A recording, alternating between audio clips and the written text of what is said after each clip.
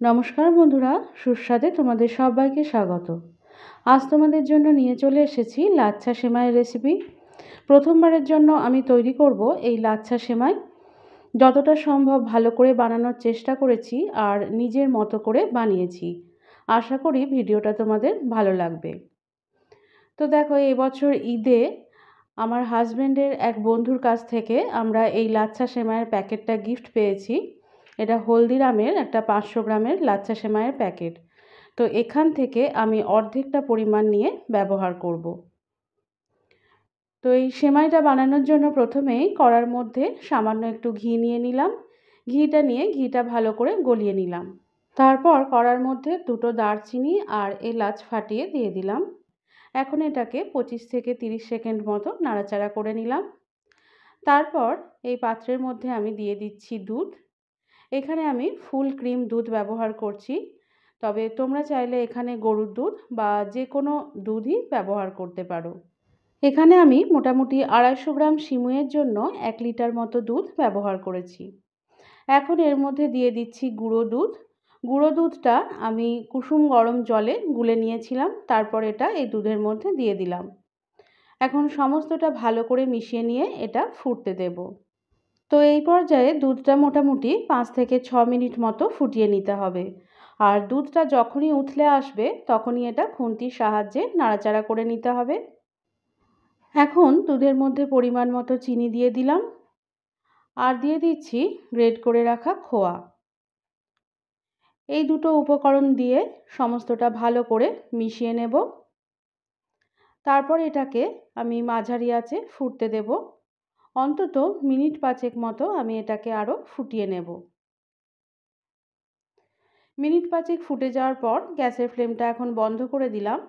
তারপর এর মধ্যে যে এলাচ আর দারচিনিটা দিয়েছিলাম সেই দুটোকে আমি একটা ছান্তার সাহায্যে তুলে নিচ্ছি। এগুলো তুলে নেওয়ার পর এখন দুধের মধ্যে কয়েকটা কেশর দিয়ে দিলাম। কেশরটা দিয়ে সমস্তটা আবারও ভালো করে মিশিয়ে নেব। তারপর এটাকে ঠান্ডা হতে দেব। তবে দুধটা যেন একবারে ঠান্ডা না হয়, হালকা গরম যেন থাকে। এখন কড়ার মধ্যে আবারও আমি ঘি নিয়ে নিলাম। ঘিটা নিয়ে ভালো করে এটাকে গলিয়ে নেব। এখন এই ঘিয়ের মধ্যে দিয়ে দিচ্ছি কিশমিশ কুচি। তারপর এর মধ্যে দিয়ে দিলাম আমন্ড কুচি আর কাজু বাদাম কুচি। তো আমন্ড আর কাজু বাদামটা লম্বা লম্বা করে কেটে নিতে হবে।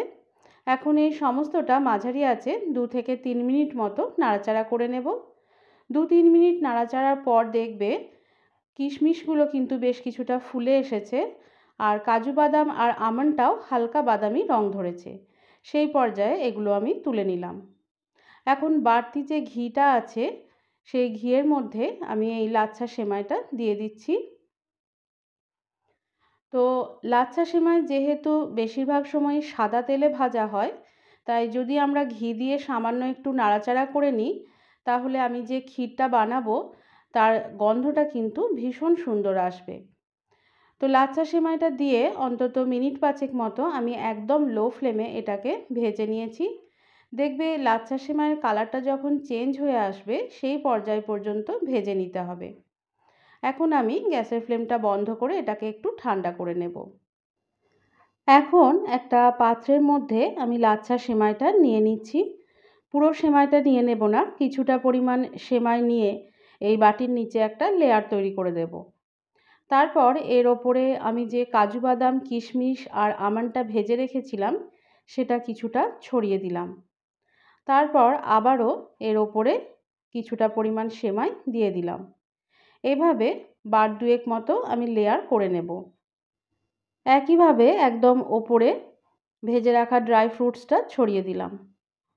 তারপর ওপর থেকে একটা হাতার সাহায্যে দুধটা অল্প অল্প করে নিয়ে ছড়িয়ে দিতে হবে। সমস্ত সেমাইগুলো যাতে ভালোভাবে ভিজে যায় সেভাবে কিন্তু এটাকে ছড়িয়ে দিতে হবে। বন্ধুরা, আজকের এই রেসিপিটা আমি কিন্তু প্রথমবারের জন্য বানাচ্ছি আর প্রথমবার বানিয়েই কিন্তু তোমাদের সাথে এটা আমি শেয়ার করছি। আশা করি তোমাদের রেসিপিটা ভালো লাগছে।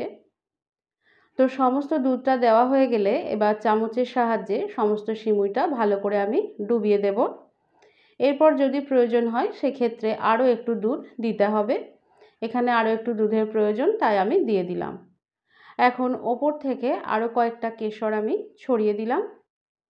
তাহলেই কিন্তু তৈরি হয়ে যাবে দুর্দান্ত স্বাদের লাচ্ছা সেমাইয়ের এই রেসিপিটা। এটাকে তোমরা যদি ফ্রিজে রেখে খেতে চাও সেক্ষেত্রে কিন্তু দুধের পরিমাণটা আরও কিছুটা বাড়িয়ে দিতে হবে। আর যদি সামান্য গরম খেতে চাও সেক্ষেত্রে আমি যেরকম দুধ দিলাম সেরকম দুধটা দিলেই হয়ে যাবে। লাচ্ছা সেমাই কিন্তু দুধের পরিমাণটা বেশি করে লাগে। তো আশা করি আমার আজকের এই লাচ্ছা সেমাইয়ের রেসিপি তোমাদের ভালো লেগেছে। ভালো লেগে থাকলে বাড়িতে একবার অবশ্যই বানাও আর খেয়ে আমাকে কমেন্টে জানাও যে তোমাদের এটা কেমন লাগলো। আর যদি ভালো লেগে থাকে তাহলে আমার চ্যানেলটিকে সাবস্ক্রাইব করে বেল আইকনটি ক্লিক করারও অনুরোধ জানালাম। সকলে সুস্থ থেকো।